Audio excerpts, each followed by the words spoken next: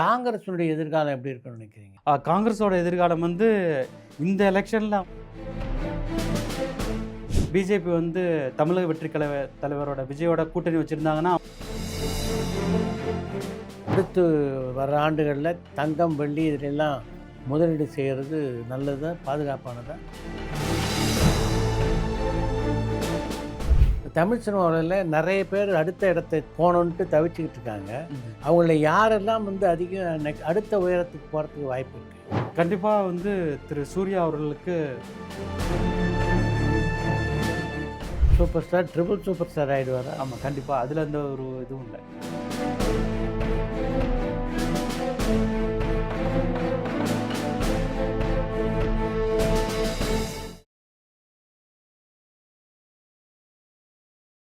காங்கிரஸினுடைய எதிர்காலம் எப்படி இருக்குன்னு நினைக்கிறீங்க? காங்கிரஸோட எதிர்காலம் வந்து இந்த எலெக்ஷனில் அவங்களுக்கு வந்து கொஞ்சம் ஃபேவராக இருக்குது. அப்படியா? இந்த எலெக்ஷன் அதாவது 2026 இப்போ நடக்கிற பொறுத்தது வந்து ஃபேவராக இருக்குது. மறுபடியும் அவரோட சார்ட்டை பார்க்கும்போது அதுக்கு அடுத்து வரக்கூடிய காலகட்டம் வந்து அந்த அளவுக்கு சிறப்பாக இல்லை. அது பாராளுமன்ற தேர்தல் நடக்கக்கூடிய பீரியட் வந்து அந்த அளவுக்கு சிறப்பாக இல்லை அவர். ஸோ அதில் மறுபடியும் சேலஞ்சாக வரும். ஸோ அதனால் இந்த பீரியட் வந்து அவங்களுக்கு கொஞ்சம் ஹாப்பியாக இருக்கும். பட் அதுக்கப்புறம் மறுபடியும் ஒரு டவுன் ஆகிறதுக்கான வாய்ப்பு இருக்குது.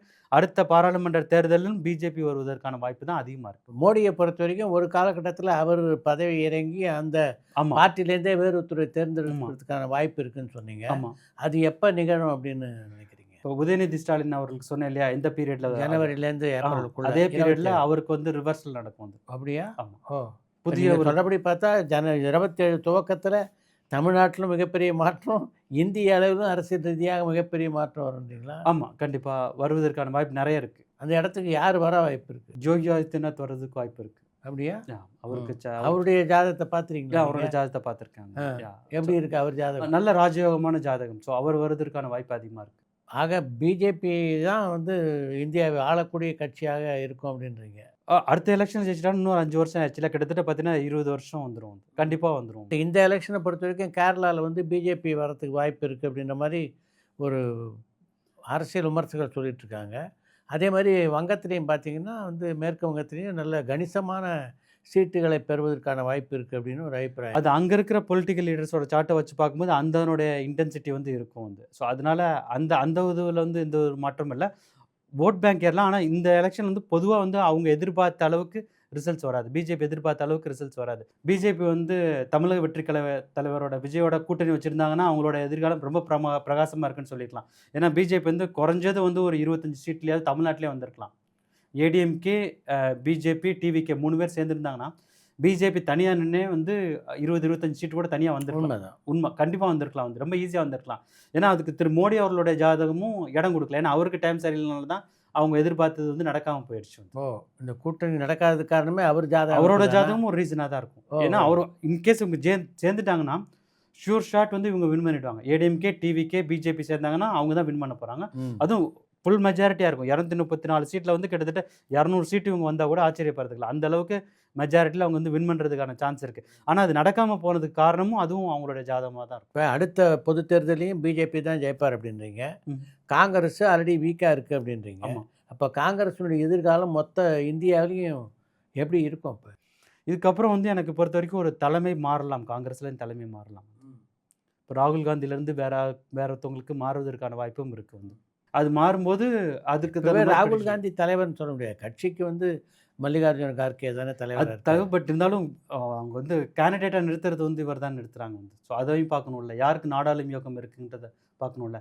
அவருக்கும் வரும், ஆனால் இன்னும் ஒரு டைம் இருக்குது. ஸோ அதனால் பிரைம் மினிஸ்டர் கேண்டிடேட்டாக வேறுத்தவங்கள நிப்பாட்டினாங்கனாக்கா முடிவுகள் மாறுவதற்கான வாய்ப்பு இருக்குது. அப்போ வந்து பிஜேபிக்கு ஒரு செட்பேக்காக இருக்கலாம். இப்போ நாடு முழுவதும் சூழ்ந்திருக்கின்ற இந்த பதட்டம் திரும்ப ஒரு 6 மாதம் கழிச்சோ 1 வருஷம் கழிச்சோ திரும்ப வருமா?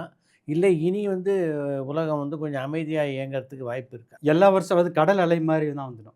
ஸோ எப்படி ஒரு முன்னாடி கடல் அலை வருதோ அதே மாதிரி பின்னாடி இழுத்துட்டு போகும். அது மாதிரி எல்லா வருஷமும் ஏதாவது ஒன்று நடந்துட்டு தான் இருக்கும்.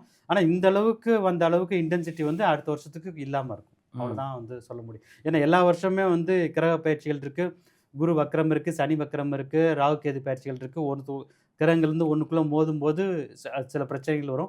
இப்போ பார்த்தீங்கன்னா வந்து கும்பராசியில் இந்த மிடில் ஈஸ்ட் வார் காரணம் வந்து கும்பராசியில் சேர்ந்திருக்க கூட்டு கிரகங்கள் தான் இந்த வாருக்கான ரீசன்ஸ் வந்து விலக ஆரம்பிக்கும்போது அதுவுமே முடிஞ்ச ஆரம்பிச்சிடும். ஸோ அதனால் அந்த ஃபேஸ் வந்துட்டு ஆரம்பிச்சும்போது அந்த கிரகங்கள்லாம் சேர்ந்து இருக்கும்போது அந்த வார் கொடுக்குது. அதே மாதிரி அது பிரியும் போது அதுக்குரிய சொல்யூஷனையும் கொடுத்துட்டு போயிடும். இப்போ தங்கத்தினுடைய விலை பார்த்தீங்கன்னா பயங்கர ஃப்ளக்சுவேஷன் ஆகிடுச்சு, பயங்கரமாக உயர ஆரம்பிச்சிச்சு. இன்னொரு பக்கம் வெள்ளி வரலாறு காதான உச்சத்தெல்லாம் தொட்டுட்டு இப்படி இப்போ கொஞ்சம் சரிஞ்சிருக்கே தவிர திரும்ப ஏறுமுகமாக தான் இருக்குது. இதெல்லாம் மாறுதல் ஏற்படுமா எப்படி இந்த நிலைகள்லாம்? கண்டிப்பாக மாறும். ஆனால் வந்து அந்த ஒரு ட்ரெண்ட் சேஞ்ச் சொல்லுவோம். வேர்ல்டே வந்து ஒரு சிக்னிஃபிகன்ட் ஷிஃப்ட்னு சொல்லுவோம் இல்லையா? முன்னாடி இப்படி இருந்துச்சு, இப்போ வந்து இப்படி மாறிடுச்சுன்றது. இந்த மாதிரி ப்ரைஸ் ஃப்ளக்சுவேஷன்ஸ் வந்து இனிமேல் இருந்துட்டு தான் இருக்க போகுது. அதே மாதிரி ஆனால் இதில் என்ன ஒன்றா பயப்பட தேவையில்லை. இவ்வளோ ஏறிடுச்சுன்றது. கிராஷும் அதே மாதிரி ஹெவியாக இருக்கும். ஒரே நாளில் இப்போ கூட ஒரு 3-4 வீக்ஸ் முன்னாடி ஒரு தடவை கிராஷ் ஆச்சு இல்லையா? சில்வர் வந்து 30% ஒரு மணி நேரத்தில் கிராஷ் ஆச்சுன்னு. ஆமாம். ஸோ அது மாதிரி நடக்கிறது வந்து இனிமேல் நடந்துட்டு தான் இருக்கும். அதுக்கு மெயினாக ரீசன்ஸ் அதாவது கிரக ரீதியாக பார்த்தீங்கன்னா, இதுக்கு வந்து மெயினாக வந்து ராகு சனி தான் சொல்ல வேண்டியிருக்கும். ஏன்னா இது வந்து மெயினாக வந்து இது கேம்பிளிங் ஆட்டிடியூடோட ரியாக்ஷன்ஸ் தான் இந்த மாதிரி ப்ரைஸ் ஃப்ளக்சுவேஷன்ஸு.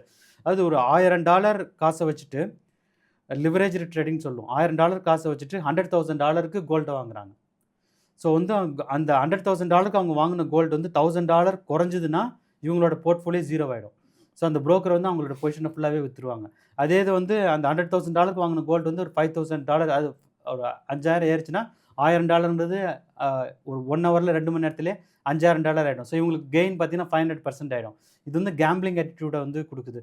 ஸோ இந்த லிவரேஜ்டு ட்ரேடிங் இருக்கிற வரைக்கும் இந்த ப்ராப்ளம் இருந்துட்டு தான் இருக்க போகுது. அது பல ட்ரேடிங் நிறுவனங்கள் வந்து அளவுக்கு மீறி வந்து வட்டிக்கு பணத்தை தரத்த ஆரம்பிச்சிட்டாங்க. அதனால தான் அதான் லிவரேஜ் ட்ரேடிங். $1000 வச்சுட்டு அவங்க வந்து $1000க்கு வாங்கலாம், இல்லை 2000க்கு வாங்கலாம். அது வந்து ஓகே. இல்லை 5000 அவங்க $5000 $50,000 ஆக்சஸ் இருக்கு இப்போ உங்களுக்கு. ஆமாம். இப்போ அதுவும் சைனாவில் இருக்க சில ஃபேர்ம்ஸ் எல்லாம் வந்து 100x லிவரேஜ்னு போட்டுருவாங்க. 100x போட்டிருப்பாங்க 100x லிவரேஜ்னு. $1000 வச்சுட்டு $100,000க்கு வாங்குறது. அப்பா. ஸோ அது ஆனால் பெரிய அமௌண்ட்டை பொறுத்த வரைக்கும் ஸ்டாக் அவங்க கிட்ட தான் இருக்குது அப்படின்ற நம்பிக்கையில் அவங்க பண்ணுறாங்க இந்த ட்ரேடிங்கை. ஆனால் அது பெரிய அமௌண்ட்டு கொடுக்க மாட்டாங்க. அவங்களுமே $1000 $2000 இருக்கும்போது கொடுப்பாங்க. அதே இது ஒரு $100,000 நீங்கள் போட்டிங்கன்னா 100x கொடுக்க மாட்டாங்க. லிவரேஜை குறைச்சிருவாங்க. இருந்தாலும் இந்த மிடில் கிளாஸில் இருக்காங்களே ரீட்டைல் இன்வெஸ்டர்ஸ்னு, என்கிட்ட மொத்தமே $500 தான் இருக்குது, நான் எப்படி ட்ரேட் பண்ணுறது, $1000 தான் இருக்குது, நான் எப்படி ட்ரேட் பண்ணுறதுன்னு இருக்காங்களா, அவங்கள அட்ராக்ட் பண்ணுறது தான் இந்த 100x 500x லிவரேஜ் எல்லாம் வைக்கிறாங்க. அவங்களுக்கு நல்ல கேஷ் ஃப்ளோ இருக்கும்போது அவங்களும் $1000 போடுவாங்க. ஒரு ஃப்ராக்ஷன் ஆஃப் செகண்ட் பார்த்தீங்கன்னா $1000 வந்து $3,500 இல்லை $4,000க்கு போகும் 1 ஹவரில். இது நல்ல ஐடியாவே இருக்கேன்னு ஒரு அடிக்ஷனுக்கு வந்து அவங்களோட சின்ன சின்ன சேவிங்ஸை வந்து இதில் விட்டுட்டு தான் இருக்காங்க. பொதுவாக வந்து நெட் வந்து லாஸ் தான் அவங்களுக்கு வந்து. இதை பண்ணாமல் இருக்கிறது நல்லது. இப்போ அடுத்து வர ஆண்டுகளில் தங்கம் வெள்ளி இதிலெல்லாம் முதலீடு செய்கிறது நல்லதா, பாதுகாப்பானதா? என்னை பொறுத்த வரைக்கும் பாதுகாப்பானது தான். நம்ம கோல்டு வந்து இப்போ அமெரிக்க டாலருக்கு நிகராக பார்த்தீங்கன்னா வந்து ஒரு அவுன்ஸுக்கு $5,500 வரைக்கும் போச்சு. அதான் மேக்ஸிமம் வந்து. அதுக்கப்புறம் இப்போ 4,500 ட்ரேட் ஆகிட்டு இருக்கு. என்னை பொறுத்த வரைக்கும் இன்னும் ஒரு $800 குறையலாம். அதாவது ஒரு இன்னும் கொஞ்சம் குறையலாம். $3,800 வரைக்கும் போகும். அதுக்கப்புறம் மறுபடியுமே வந்து இது வந்து கிட்டத்தட்ட $7,000 வரைக்கும் கூடுவதற்கான வாய்ப்பு தான் இருக்குது. அதாவது ஒரு இறங்கி ஏறையும் கோல்டோட அதாவது ருப்பீஸில் சொல்லணும்னா கிட்டத்தட்ட $1,80,000 வரைக்கும் கோல்டு வந்து போகிறதுக்கான வாய்ப்பு இருக்குது இன்னும் 2 வருஷத்தில். 1,80,000 1,80,000 இன்னும் கூட தான் போகுது. ஆனால் ஒரு கீழே கொஞ்சம் குறையும். இப்போ வந்து ஒரு 90,000 ருபீஸ் வரைக்கும் கொஞ்சம் கீழே டிப் ஆகும். 88,000 கூட வரும். வந்துட்டு அதுக்கப்புறம் 1,80,000 வரைக்கும் போகிறதுக்கு வாய்ப்பு இருக்குது. ஸோ இந்த மாதிரி குறையும் போது வந்து கொஞ்சம் கொஞ்சமாக வாங்கி சேர்த்துக்கலாம். வந்து நீங்கள் வந்து மொத்தமாக ஒரே சமயத்தில் வாங்கினா தான் இந்த லிவரேஜ் ட்ரேடிங் சொல்கிறோம்ல, ஃபாஸ்ட்டாக ட்ரேட் ஆகிறதுல ஸ்பெக்குலேட் பண்ணி ஏற்றுறதுல வந்து ஒரே தடவை பல்காக போட்டால் தான் பிரச்சனையாக வரும். ஒரு பெருசாக கிராஷ் ஆகும்போது கொஞ்சம் அமௌண்ட் வாங்குறது, அதுக்கப்புறம் மறுபடியும் இன்னும் கொஞ்சம் கிராஷ் ஆகுது, ஏதாவது ஒரு டிப் வரும்போது இன்னும் கொஞ்சம் வாங்கி, இது வந்து டாலர் காஸ்ட் ஆவரேஜ்னு சொல்லுவோம். இந்த மாதிரி பண்ணும்போது வந்து இன்வெஸ்ட்மெண்ட்டு சேஃபாக இருக்கும். கோல்டு வந்து நல்ல லாங் டேர்ம் இன்வெஸ்ட்மெண்ட்டு தான். வெள்ளியும் வெள்ளி வெள்ளியா சில்வரான்னு பார்த்தீங்கன்னா கோல்டுக்கு தான் ப்ரிஃபரன்ஸ் ஜாஸ்தி. ஏன்னா வெள்ளி வந்து வாலட்டாலிட்டி வந்து நேச்சராகவே வந்து ஜாஸ்தி. ஸோ சேஃப் வந்து பார்த்தீங்கன்னா கோல்டு தான். வந்து 2ல் சாய்ஸ் கொடுத்தாங்கன்னா கோல்டு தான். பொதுவாக வந்து சினிமா உலகம் எப்படி இருக்கும் 26, 27? சினிமா உலகம் வந்து பர்டிகுலராக இந்த இயர் கேட்டிங்கன்னா குருபலம் நல்லா இருக்குது. ஸோ அதனால் புது டேலண்ட்ஸ் எல்லாம் வர்றதுக்கான வாய்ப்பு இருக்குது. அது ரொம்ப நாளாக ஆப்பர்ச்சுனிட்டிஸே கிடைக்கலன்னு சொல்லி வெயிட் பண்ணிட்டு இருந்தவங்களுக்கெல்லாம் அந்த ஆப்பர்ச்சுனிட்டிஸ் வந்து குருவோட அருளால் கிடைக்க ஆரம்பிக்கும். அது வந்து ஒரு நல்ல விஷயம் தான். சூப்பர் ஸ்டார் ரஜினிகாந்த் அவருக்கு டைம் எல்லாம் சொல்லி எப்போவுமே நல்லா இருக்குன்னு அப்போது மகர ராசி. ஸோ குரு வந்து 7ல் உச்சம் பெறப்போது, சனி வந்து 3ல் 7.5 சனி முடிஞ்சு 3ஆம் வீட்டில் ரொம்ப சூப்பரான இடத்துல இருக்குது. ஸோ கண்டிப்பாக ஜெயிலர் 2 படம் வந்து ஹிட்டு தான். அதுக்கு அடுத்து வரக்கூடிய படமும் ஹிட்டாக தான் இருக்க போகுது. Super star, triple super star ஆகிடுவாரா? ஆமாம், கண்டிப்பாக. அதில் எந்த ஒரு இதுவும் இல்லை, க்ளீனாக ஹிட் ஆகிடும் அது வந்து. தமிழ் சினிமாவில் நிறைய பேர் அடுத்த இடத்தை போகணுன்ட்டு தவிச்சுக்கிட்டு இருக்காங்க. அவங்கள யாரெல்லாம் வந்து அதிகம் அடுத்த உயரத்துக்கு போகிறதுக்கு வாய்ப்பு இருக்குது? கண்டிப்பாக வந்து திரு சூர்யா அவர்களுக்கு ரொம்ப பிரகாசமாக இருக்கும். அப்படியா? லாஸ்ட் டைமே சொல்லியிருந்தேன் வந்து அவருக்கு வந்து அந்த தசை கொடுக்குற இம்பேக்ட் தான் அது முடியும். எந்த மாதத்துலேருந்து? என்னை பொறுத்த வரைக்கும் ஜூன்லேருந்து இப்போயே ஸ்டார்ட் ஆகிடுச்சு. பட் ஜூன்லேருந்து எல்லாருக்குமே தெரிய ஆரம்பிக்கும். வர ஜூன்லேருந்தே வந்து நல்ல பிரகாசமாக இருக்குன்னு சொல்லலாம் வந்து. அதுக்கு அடுத்து ஒரு 3.5 வருஷத்துக்கு அவருக்கு டைம் நல்லாயிருக்கு. சூப்பர். அடுத்த ஒரு இடத்தை பிடிக்க போகுதுன்னு கேட்டினா முதல்ல இருக்கிறது வந்து திரு சூர்யா அவர்கள் தான். அஜித் விஜய்க்கு அப்புறம் சூர்யா தான் வருவாரா? ஆமாம், அவர் தான் வருவார். அப்படியா? என்னோட கால்குலேஷன் அவர் தான். சிவகார்த்திகேயன் அவரோட சார்ட் நல்லா இருக்குது. மகர ராசிக்காரரு. ஸோ நல்ல கடுமையான உழைப்பாளி, நல்ல தசை நல்ல பலத்தோடு இருக்குது. 7.5 சனியும் முடிஞ்சிருச்சு. ஸோ அதுக்கு அவரோட படமும் நல்ல வெற்றி படமாக தான் வரப்போகுது. நிறைய புதுமுகங்கள் இந்த ஆண்டு வர்றதுக்கு வாய்ப்பு இருக்கா தமிழ் சினிமாவில்? புதுமுகங்கள் எல்லா வருஷமும் வந்துட்டு இருக்காங்க. யார் வந்து நிலையாக நிற்க போகிறாங்கிறது தான் வந்து கேள்வியாக இருக்குது வந்து. குறிப்பாக வந்து மீடியா ஃபீல்டு மட்டும் இல்லை, மற்ற ஃபீல்டு இப்போ வந்து அந்த மாதிரி ஆயிடுச்சு. எல்லா ஃபீல்டுமே, அரசியலாக இருக்கட்டும் இல்லை பிஸ்னஸாக இருக்கட்டும், எல்லாருமே வந்து அவங்களுடைய சில்ட்ரன்ஸ் ஏற்கனவே செட்டில் ஆகிட்டாங்க. அவங்க வந்து அவங்களோட சில்ட்ரன்ஸ் வரணும்னு சொல்லி அவங்களுக்கே சான்ஸ் கொடுத்துட்ருக்காங்க. ஆமாம், அதுதான் வந்து ஒரு பெரிய பிரச்சனையாகவும் இருக்குது. ஏன்னா இப்போ புதுசாக டேலண்ட் வச்சுட்டு வர்றவங்களுக்கு வந்து ஆப்பர்ச்சுனிட்டியே கிடைக்கல. ஆப்பர்ச்சுனிட்டி கிடைச்சா தானே ப்ரூவ் பண்ணுவாங்க. ஆப்பர்ச்சுனிட்டியே கொடுக்காமையே அவங்களோட ஏஜ் அப்படியே டைல்யூட் ஆகிடுறாங்க. ஆனால் என்ன தான் உங்களுக்கு இருந்தாலும் என்னோட பர்சனல் எக்ஸ்பீரியன்ஸும் சரி, இல்லை அஸ்ட்ராலஜிக்கலாக நான் பார்த்த வரைக்கும் சரி, மற்றவங்களோட சார்ட்டை அனலைஸ் பண்ண வரைக்கும் சரி, வந்து கடுமையான உழைப்பு, தீரா முயற்சி கண்டினியூஸாக பண்ணிகிட்டே இருந்தாக்க அவங்களுக்கு வர வேண்டியது வந்து தானே வந்துடுது. நல்ல ஒரு ஸ்கில் இருக்குது அப்படின்னா அதுக்குரிய அங்கீகாரத்தை அந்த ஸ்கில்லேருந்து தானே தேடி எடுத்துக்கும். இந்த பிரபஞ்சத்துலேருந்து அதுவே தேடி எடுத்துக்கும். அதனால வந்து நமக்கு இந்த சான்ஸ் கிடைக்கலன்னு சொல்லிட்டு தொய்வடைஞ்சு, இல்லை நமக்கெல்லாம் கிடைக்காதுன்னு சொல்லி வெக்ஸ் ஆகாமல் திரும்ப ட்ரை பண்ணிகிட்டே இருந்தாக்கா கண்டிப்பாக வெற்றி நிச்சயம். இது வந்து இப்போ அஸ்ட்ராலஜிக்கலாகவும் சொல்லலாம். அதே மாதிரி இப்போ தெய்வத்தால் ஆகாததுன்னு முயற்சி தான் மெய்வர்த்த கூலி தரும்ன்றதும் இருக்குது. ஸோ அதனால் ட்ரை பண்ணிட்டு இருந்தாக்கா கண்டிப்பாக வெற்றி வந்து நிச்சயம். ரொம்ப நன்றி. ரொம்ப உங்களுடைய அனுபவத்தெல்லாம் உங்களோட ரசிகர்களோட சொன்னதுக்கு. சோசியல் டாக்கிஸ் நேயர்கள் அனைவருக்கும் நன்றி, வணக்கம்.